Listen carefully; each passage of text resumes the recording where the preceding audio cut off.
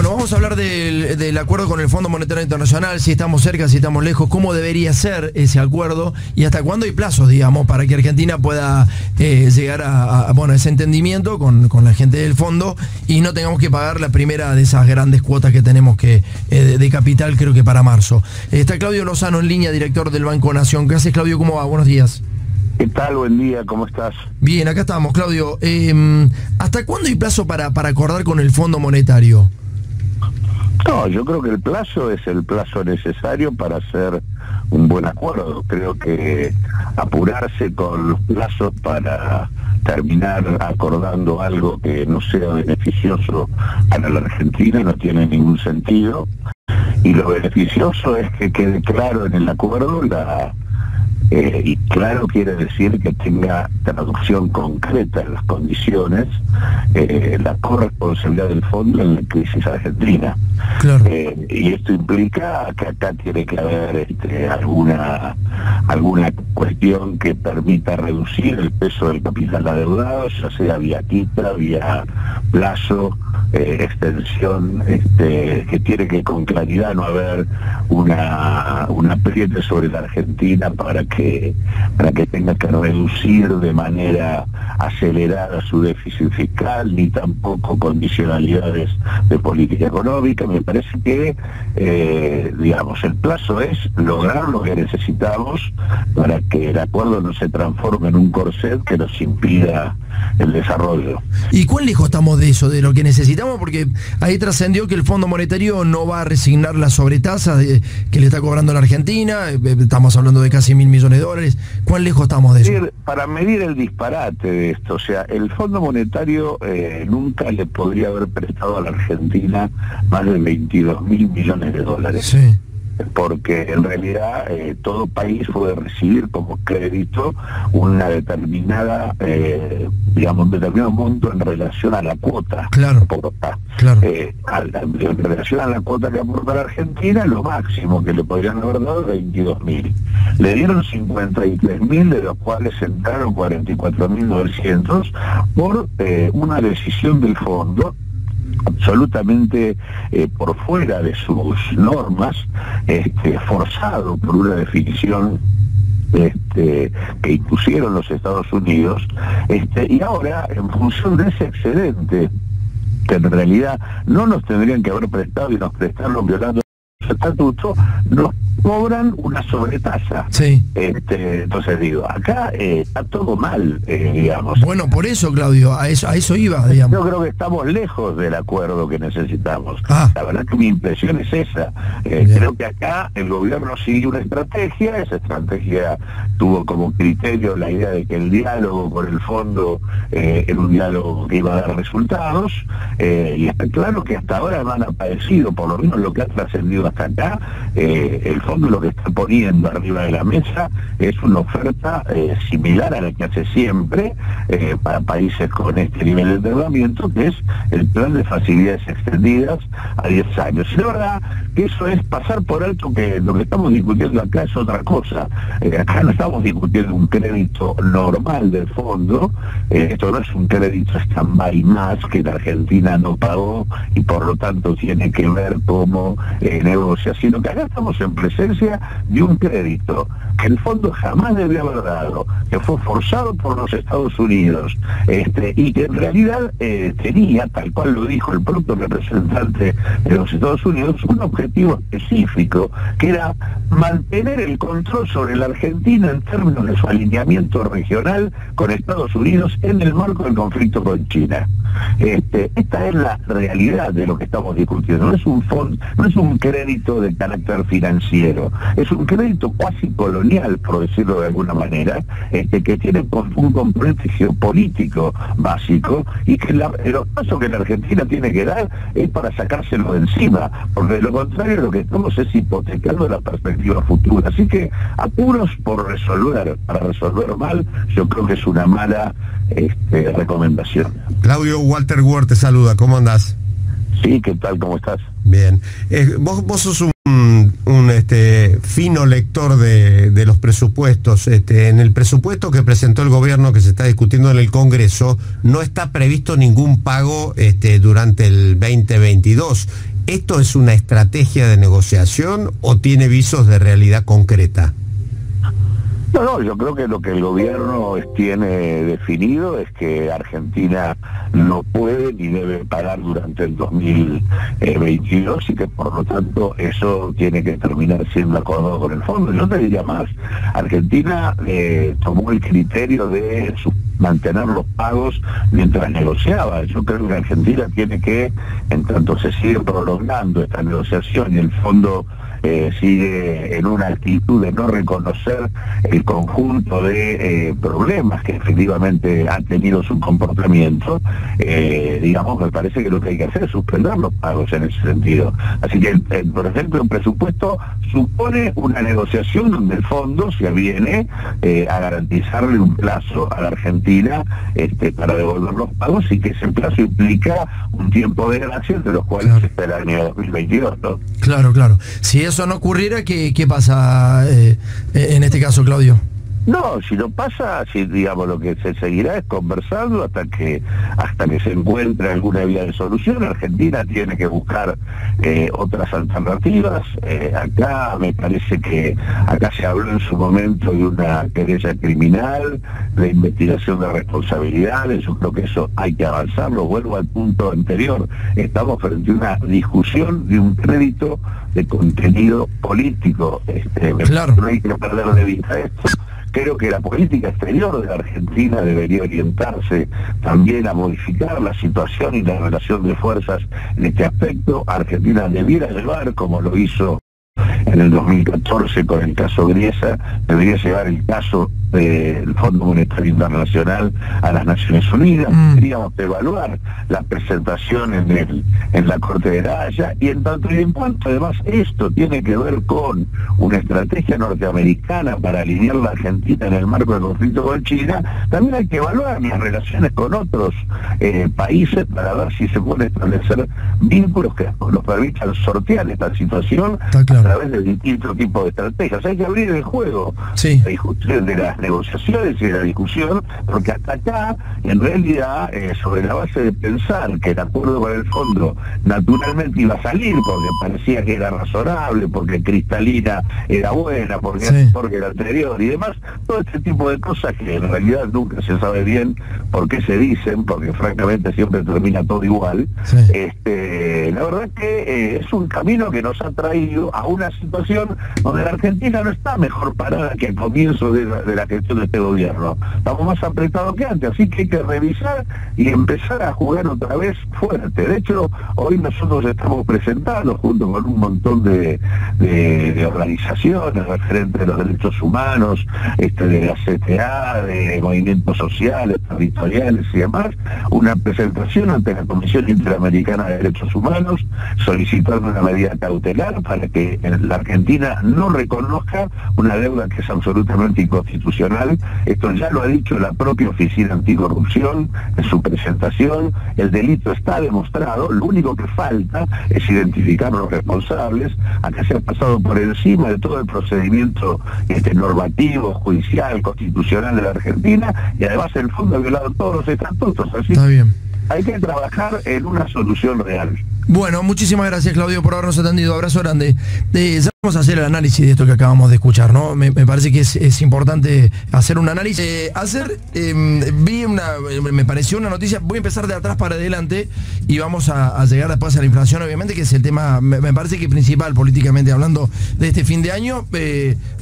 Hacerlo, decía yo, para mí había sido una buena gestión de los precios congelados, que se reinstauró en la Argentina en el año 2013, cuando el país estaba realmente creciendo, pero que estaba creciendo bien desde el año 2003, 2004 sobre todo, en adelante, 2004, 2005, y en 2013 se consolidaba el país con crecimientos importantes. El problema en aquel momento era que no ingresaban los dólares, porque el mundo había empezado a demandar menos productos primarios de la Argentina. Entonces no había dólar en la Argentina, pero el consumo interno y el mercado interno estaba bárbaro, estaba fantástico. Entonces, en esa situación donde también la oposición empezó a desestabilizar el gobierno, asume Axel Kicillof y asume Augusto Costa. Y se hacen cargo de la Secretaría de Comercio, Costa. Eso fue más o menos, creo que en diciembre, estaba bastante calentita la cosa. Recuerdo que en ese momento había cortes, ¿te acordás de energía eléctrica? Porque era histórico la temperatura en todo el país, no solamente en Ciudad de Buenos Aires, en Córdoba también lo fue, y en Rosario. Ante la altísima demanda empezó a haber corte de energía eléctrica y la gente salió a las calles. ¿Te acordás que se enrareció muchísimo el clima? Claro, porque además la gente había comprado mucho aire acondicionado también. Claro, por eso el consumo de aires acondicionados. Ese fue el problema, ese fue el mayor problema. Entonces, ante un crecimiento abismal, no había inversiones en energía que pudieran acompañar ese crecimiento. Agarró Costa la Secretaría de Comercio Interior con inflación, con mucha inflación. Y en ese momento se idearon los precios cuidados. Cuando se idean los precios cuidados, había 65 empresas más o menos que manejaban casi todos los precios del país, de alimentos, productos de limpieza, etcétera. Supermercados estamos hablando, ¿no? Digamos, los productos de mayor necesidad. Aparece este precio cuidados y a partir de entonces, en algunos casos dio resultado y no. Ayer yo te decía que para mí había dado resultado el precio cuidados acá en este momento aplicado por Feletti. Y verdaderamente la inflación general, que ahora lo vamos a abordar, tiene que ver con eso, tiene mucho que ver con eso también. Con lo cual es muy importante que dentro de pocos días, o sea, el 7 de enero, mirá lo que digo, pocos días, Feletti llegue a un acuerdo con ahora las más de 100 empresas, ya no son 65, las más de 100 empresas que manejan los alimentos y los productos de limpieza, etcétera, de los argentinos. Es importante porque verdaderamente de haber tenido una inflación promedio de, por ejemplo, en diciembre del año pasado 4%, en enero del 4%, en febrero del 3,6%, en marzo del 4,8%, una barbaridad, en abril del 4,1% y así seguimos hasta septiembre del 3,5%, octubre del 3,5%, a bajar al 2,5%, me parece que es un punto que se anota Feletti, ¿no? Totalmente, sí. Pero no lo estoy diciendo solamente en términos de que para que la gente lo entienda, sino también para que lo entienda el propio gobierno, para que Alberto Fernández y Culfas puedan saber que esto dio resultado. Entonces, es importante apoyar este proceso. Ya en un ratito vamos a hablar de cuáles son los productos que más subieron y los que menos subieron, o más impacto tuvieron en la inflación. Entramos en el tema de inflación. 2,5 dio ayer, sorpresa para todas las consultoras y sorpresa para todos aquellos que hicieron lobby. Termina bien el gobierno a fin de año, está terminando mucho mejor de lo que uno creía. Hay una voz de presión que evidentemente se nota en la calle. Tenemos un 43% de pobreza y eso es ineludible, pero bueno, ha llegado mucho mejor de lo que uno creía a este diciembre el gobierno nacional, con un crecimiento importante en muchos rubros de la economía, de la industria, etcétera, y con la inflación no controlada, claramente no controlada, pero buscándole la vuelta y no un proceso que yo imaginaba, un proceso de desestabilización mucho más grande por parte de los empresarios. Convengamos que si los empresarios hubieran querido desestabilizar el gobierno, la tenían ahí en la palma de la mano. También en esta hay que darle la derecha a los muchachos, ¿no? No lo hicieron. No lo hicieron. ¿Lo podrían haber hecho? Sí, lo podrían haber hecho. No lo hicieron. Así que bueno, eso es una buena. Acá salen todos los productos o las cosas que más aumentaron. Restaurantes y hoteles, el 5%. Esto tiene que ver también con la ayuda que está dando el gobierno con el previaje. Y con que hay mucha más demanda, obviamente, en restaurantes y hoteles. Prendas de vestir y calzado, el 4,1%. Equipamiento del hogar, el 2,7%. Y después tenés salud, el 2,4%. Transporte, el 2,2%. Vivienda y servicios, 2,2%. Alimentos y bebidas, 2,1%. Acá está el dato. No, y el de los medicamentos también es importante, 2,4%. Sí. Que era una cosa que se había disparado, tanto medicamentos se había disparado en paralelo a alimentos. Esto se suma el 2,4, ¿no? Y medicamento está por arriba del 100 casi. No, es mucho más que el medicamento, que el alimento, Medicamento favorecido por la pandemia es alevoso. En los últimos 2 años es una cosa realmente tremenda. Después tenés alimentos y bebidas 2,1, bienes y servicios de 2, etcétera, y ahí sigue para abajo. Nada, me parece que es un buen logro llegar así para el gobierno. Ahora hay que resolver el tema del Fondo Monetario Internacional, cosa que vamos a hablar en un ratito nada más. En noviembre hubo subas de hasta el 12% de la carne y baja en lácteos. Hay menos consumo de lácteo, hay menos consumo de carne claramente, pero sube la carne por el precio internacional. Hubo menos faena también, Acá sí hay un problemita que hay que resolver. Parece que está como mucho más detectable el tema de la carne y de poder solucionárselo o poder solucionarlo entre gobierno y productores que en el resto de los rubros, ¿no? Es mucho más identificable. Vos sabés quiénes las exportan y quiénes son los que realmente hacen el negocio dentro de la cadena. El pequeño productor no, claramente no. Claro, pero también ahí hay dos bibliotecas, dos escuelas, porque una cuestión es decir, viste que los productores dicen necesitamos más cabezas de ganado, sí. Y hay otros que sostienen que no hacen falta más cabezas de ganado, sino engordar más el ganado en pie, digamos, ¿no? Bueno, eso, la verdad que eso no lo tengo tan claro, con lo cual no tengo opinión al respecto. Un 60% de los comercios aguarda mejores ventas. Esto es una encuesta que hace Fabián Castillo de la Federación de Comercio e Industria de la Ciudad, de FECOBA. Tiene muchas cámaras, aglutina muchísimos comercios y bueno, el 60% dice que va a tener mejores ventas ahora que en diciembre del año pasado. Ayer hablaba con Fernando, nuestro librero amigo, que hoy lo voy a ir a visitar ahora para hacer una compra grande de libros. Él me decía que está vendiendo como loco libros. Mirá que el precio de los libros está alto, está alto en serio. El precio de los libros está alto. Y las librerías además tienen la competencia bastante desleal por parte de Mercado Libre y otras empresas de ese tipo, ¿no? Exactamente, hoy ya se compran los libros digitales, digamos. Además no es un gasto un libro, es una inversión. Es una inversión. Bueno, sí. No importa, pero tenés que tener la guita, digamos, total, ¿no? Sí. Y me dice que está vendiendo a lo loco, Qué bueno. A lo loco, sí, la verdad que me alegré muchísimo porque, bueno, evidentemente que todos los rubros se están levantando. El dólar blue quedó en 196 mangos. Bueno, llegó a tocar casi 208 pesos, en algunas provincias, en Córdoba 208, acá 206 pesos, la tocó claramente, así que quedó en 196. Y en un ratito hablamos del Fondo Monetario Internacional. Primero saludo a mi compa. La Cámara Federal de Casación Penal es el tribunal más importante luego de, obviamente, la Corte. Es el tribunal federal más importante de casación penal. Y hubo cambios ayer, Walter, ¿no? Sí, así es. Hay que explicar a la gente que la Cámara de Casación, lo que hace el fuero de casación es revisar la doctrina, es decir, ver si una ley está bien o mal aplicada. Sí, por eso es tan importante. Los fallos también. Claro, bueno, la ley aplicada a los fallos. Exactamente. Claro. Y a cargo, digamos, como presidente de la Cámara de Casación estaba un juez sumamente cuestionado, que era Gustavo Hornos.